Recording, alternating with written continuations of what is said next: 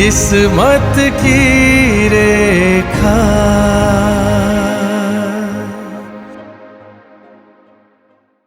दोस्तों, कर्क राशि वालों के बारे में मैं अगर एक लाइन सच में कुछ कहूं तो मैं कहूंगा कि ये लोग प्यार मजाक में नहीं करते, बिल्कुल नहीं। क्योंकि कर्क राशि वालों के लिए प्यार टाइम पास वाली चीज नहीं होती है। ये वो लोग हैं जो अगर किसी को अपना मान ले तो जेन्युइनली उसकी केयर करते हैं, उसकी पसंद नापसंद को याद रखते हैं, उसका मूड हमेशा नोटिस करते हैं, उसकी आवाज से समझ जाते हैं कि जरूर आज कुछ ठीक नहीं है।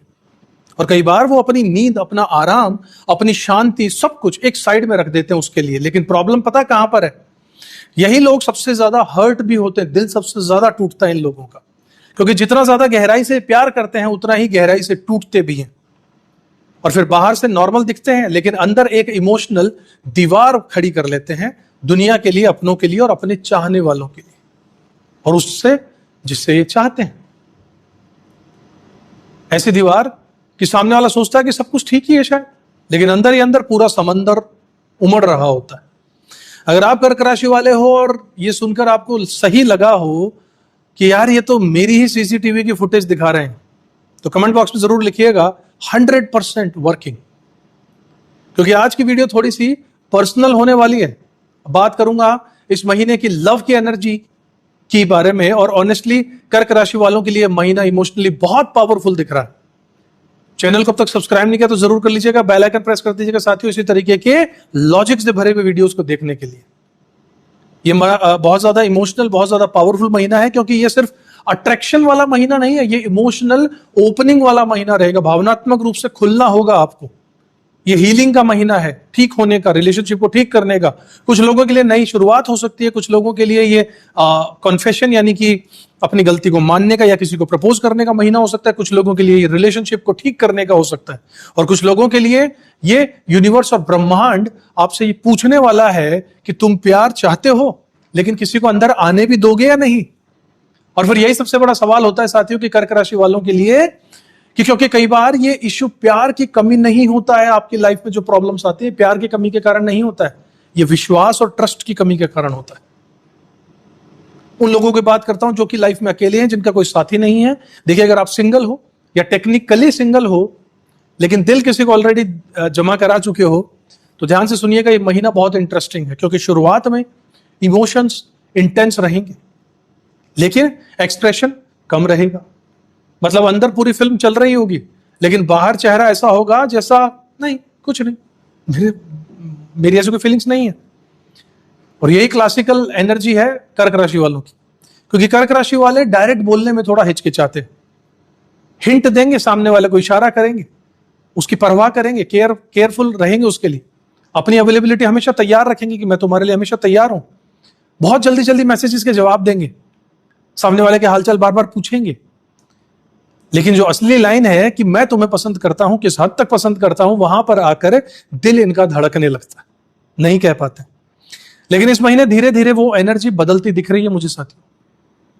अगर कोई ऐसा इंसान है जिससे आप जेन्युइनली जुड़ाव फीलिंग रखते हो, तो ये महीना आपको इमोशनल करेज और मजबूती और ताकत दे सकता है, ये कहने के लिए, आगे बढ़ने के लिए। और यहां पर इंटरेस्टिंग बात क्या है, जो अट्रैक्शन बन रहा है, जो लगाव बन रहा है, वो चीप अट्रैक्शन नहीं है। वो ऐसा अट्रैक्शन नहीं है कि बस डीपी देखी और मैसेज कर दिया नाइस डीपी, ऐसा नहीं है। ये इमोशनल कनेक्शन है, भावनात्मक रूप से आप जुड़ रहे हो, दिल से जुड़ रहे हो, सेफ फील वाला कनेक्शन है। ऐसा इंसान जो आपको सुने, समझे और जज ना करे, ऐसा कनेक्शन है। और कर्क राशि वालों के लिए यही सबसे बड़ा लव का ट्रिगर होता है साथियों। क्योंकि आपको इंप्रेस करने के लिए किसी को चमक धमक में रहने की जरूरत नहीं, फ्लैशी होना जरूरी नहीं है। सामने वाला इमोशनली अगर सच्चा हो तो आप उससे अट्रैक्ट होते हो। और मुझे कहीं ना कहीं वाइब ये भी लगती है कि जो इंसान आपकी जिंदगी में आ सकता है वो थोड़ा सा मैच्योर होगा, इमोशनली स्टेबल होगा, थोड़ा ग्राउंडेड होगा। शायद आपकी इमोशनल लहरों को, इमोशनल वेव्स को बैलेंस करने वाला होगा। क्योंकि कर्क राशि वालों के मूड स्विंग्स कभी कभी नेटफ्लिक्स की सीरीज से भी ज्यादा अनप्रेडिक्टेबल होते हैं। यहां पर छोटी सी एक चेतावनी भी दूंगा कि किसी की थोड़ी सी भी केयर देखकर, अगर सामने वाला आपको थोड़ा सा भी आपकी परवाह कर ले, हालचाल पूछ ले, तो तुरंत आप फुल इमोशनल इन्वेस्टमेंट मत कर देना। ये इस तरीके की चीजें कोई प्यार नहीं होती है। सामने वाला कोई पूरे सिग्नल नहीं दे रहा आपको कि वो आपसे रिलेशनशिप बनाना चाहता है, क्योंकि आपका दिल बहुत जल्दी चिपक जाता है किसी भी चीज से इमोशनली। राशि ऐसी है, भावनात्मक है। और फिर सामने वाला बस अगर आपका दोस्त ही निकलता है, उसकी कोई ऐसी वाइफ से नहीं थी, जब बाद में जाके पता चलता है तो आप कहोगे कि यार मैंने तो इसके साथ अपना फ्यूचर भी सोच लिया था। थोड़ा शांति रखो, थोड़ा धीरे चलो, थोड़ा फील करो, थोड़ा ऑब्जर्व करो और उसके बाद दिल दो। अब उन लोगों की बात करता हूं जो कमिटेड हैं, जिन्होंने पहले से किसी को अपने लाइफ में जोड़ रखा है। अगर आपका रिलेशनशिप ऑलरेडी चल रहा है तो इस महीने बहुत कुछ डिपेंड करेगा आपके कम्युनिकेशन और आपके इमोशनल बिहेवियर पर, क्योंकि प्यार है लेकिन छोटी सी इमोशनल फ्रिक्शन भी बन सकती है, थोड़ी सी नोकझोंक बन सकती है, स्पेशली अगर एक पार्टनर ज्यादा सेंसिटिव हो और दूसरा ज्यादा प्रैक्टिकल हो तो। और यहां पर कर्क राशि वालों को एक चीज समझनी चाहिए, हर बात दिल पर लेना बंद कर दो। सामने वाले ने बिजी होकर रिप्लाई अगर लेट दिया, इसका मतलब ये नहीं है कि रिलेशनशिप खत्म हो रही है। बहुत बार ऐसा होता है कि आप कुछ लिख रहे हो, सामने वाला केवल ये लिख के संकेत मैसेज दे रहा है, तो इसका मतलब ये नहीं कि वो आपसे दूरी बनाना चाहता है, ब्रेकअप चाहता है। क्योंकि कभी कभी आपका इमेजिनेशन सिचुएशन से ज्यादा ड्रामेटिक हो सकता है। लेकिन अगर रिलेशनशिप में डिस्टेंस चल रहा है, पहले से कोई अनबन चल रही है, तो यह महीना आपके रिश्तों को सुधार सकता है, पुरानी नजदीकियां वापस ला सकता है। बस एक चीज को अवॉइड करना है, साइलेंट पनिशमेंट मत दीजिएगा अपने पार्टनर को। कर्क राशि वालों की स्पेशल टेक्निक यही होती है, ये हथियार है आप लोगों का।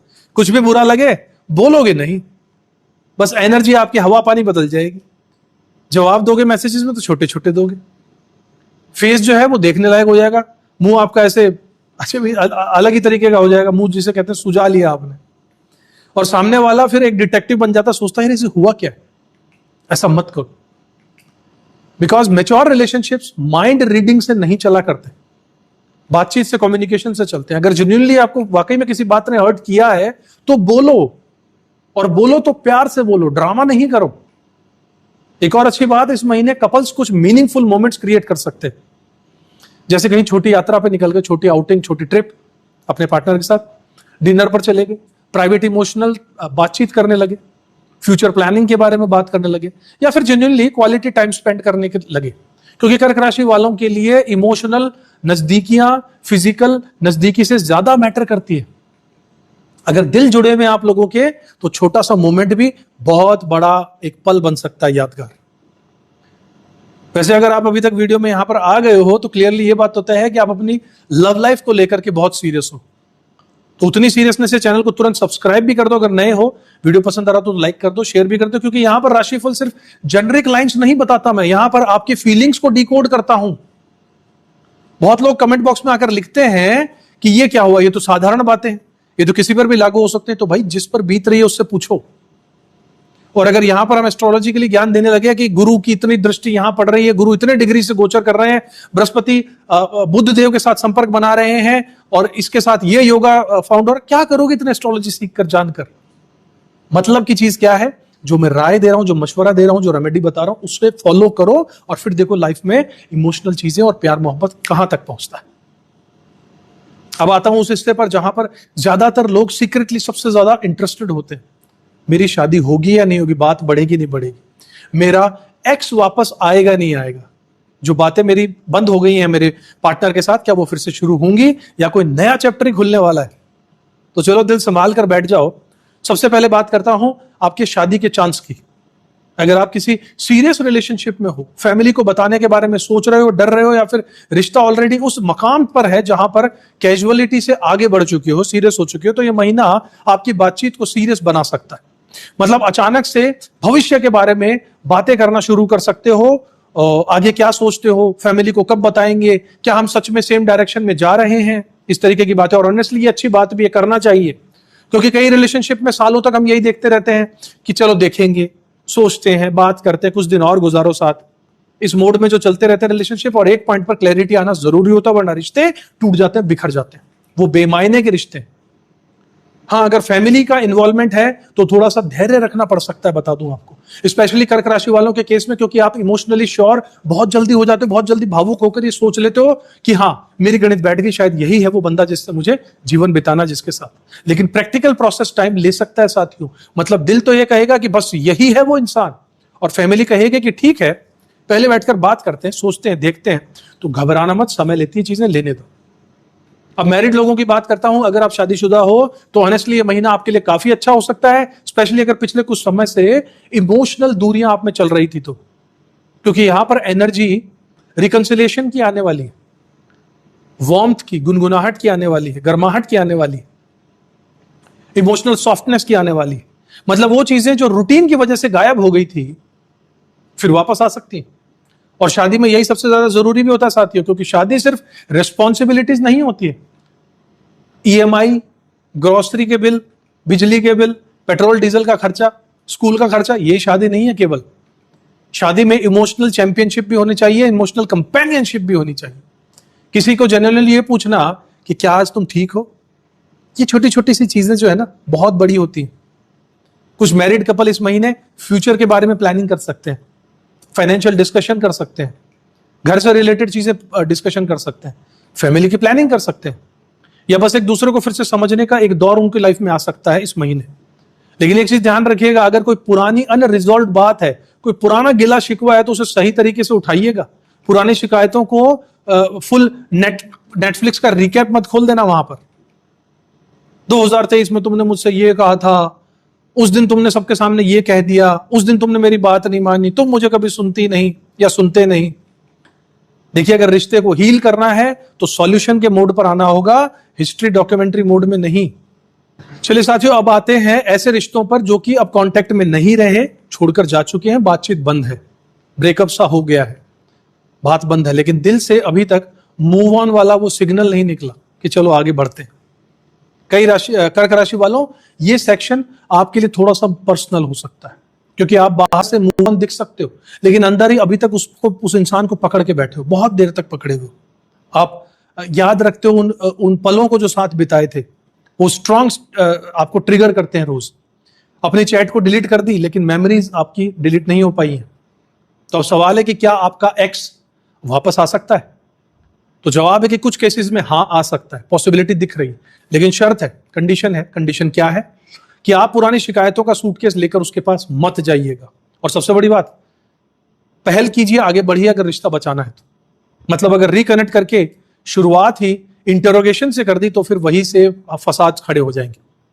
अगर वाकई में किसी के साथ दोबारा से जुड़ना चाहते हो, रीयूनियन करना चाहते हो, तो नई एनर्जी चाहिए, नई मैच्योरिटी चाहिए।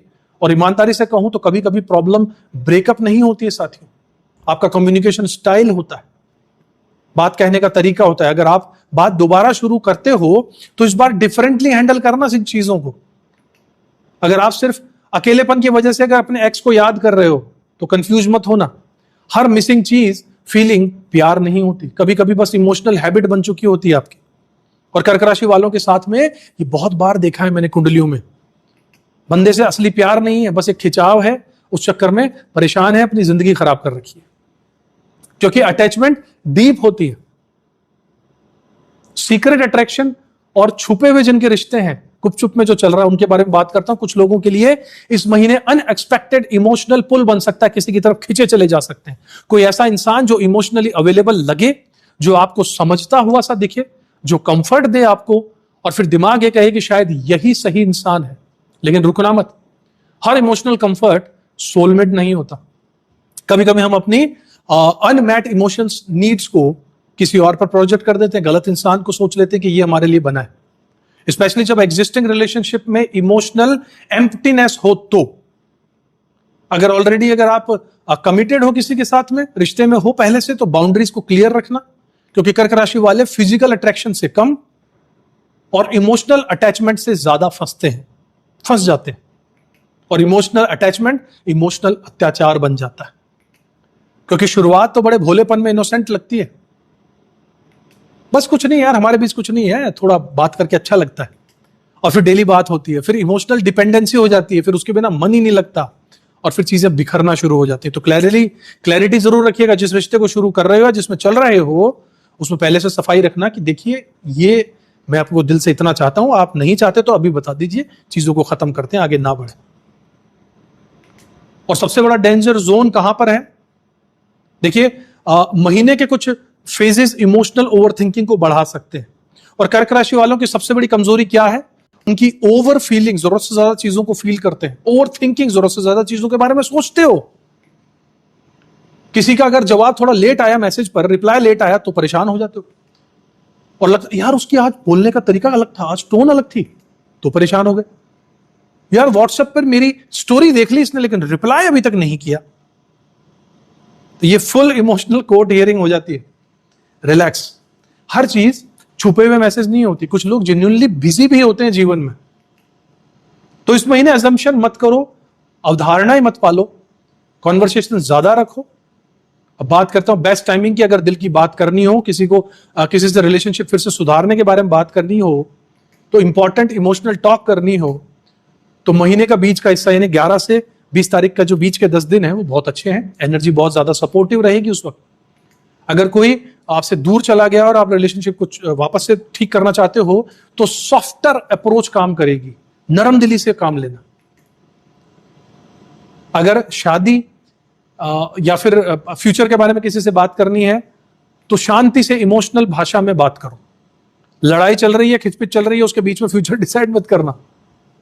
ओवरऑल समरी देता हूं साथियों, कर्क राशि वालों, यह महीना आपको एक ही सबक दे रहा है, दैट लव नीड्स करेज। हिम्मत चाहिए प्यार के लिए।